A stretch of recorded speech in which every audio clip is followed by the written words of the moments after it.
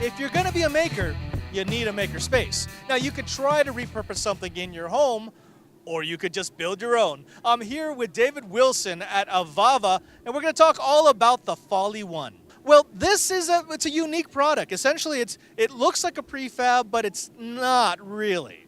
This is what we call a flat pack construction. It's pre-assembled, and we have 18 parts that make up the main structure that you see behind me. The idea is that any two people could put this together in a matter of minutes using common hand tools.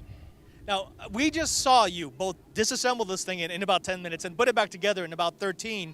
And it's designed out of wood. It's designed so it could be compressed down into, 8 by 12, which means that you could shove roughly 15 to 20 of these in the back of a 40-foot trailer. Yeah, that's the idea, is that we can put a lot into a small space and then make a lot bigger spaces down the road, wherever you need them. Okay, now I get that, and it's cool. I love the ability to sort of pop up a city, a little structure when you need it. But what are you selling this for? I mean, what market do you want this to go in? Is it disaster preparedness? Is it just temporary structures? Where do you see the Folly One finding its niche?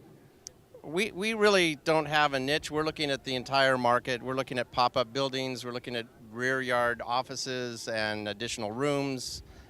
Pretty much anything you want to do with it. You have the space, you do with it what you want. Okay, let's geek out for a second here. All right, now you chose an all-wood construction. Why is that? I mean, I know a lot of others would say, let's go with plastic. Let's go with some high-impact materials. Let's use a lot of metal in it. But you went all natural.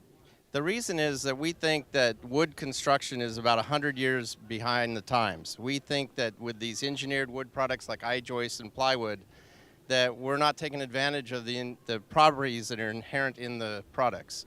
So we designed the joist lock as a way to use the inherent properties of the I-joist to lock them together at the intersections and create moment frames, and that's something that no one else has done. All right, now let's get down to brass tacks. People are going to say, okay, well, how much does one of these structures cost, and how many permits am I going to have to get to drop this in front of my house so that I can have my own little maker space? So the structure you see behind me is the basic maker Faire model. It's the do-it-yourself. We give you a roof, we give you a floor, and we give you the four corners.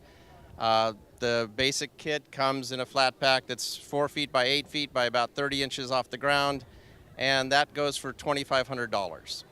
The more deluxe versions go anywhere from there up to about $10,500, which is the one that's behind me we call the Tesla model.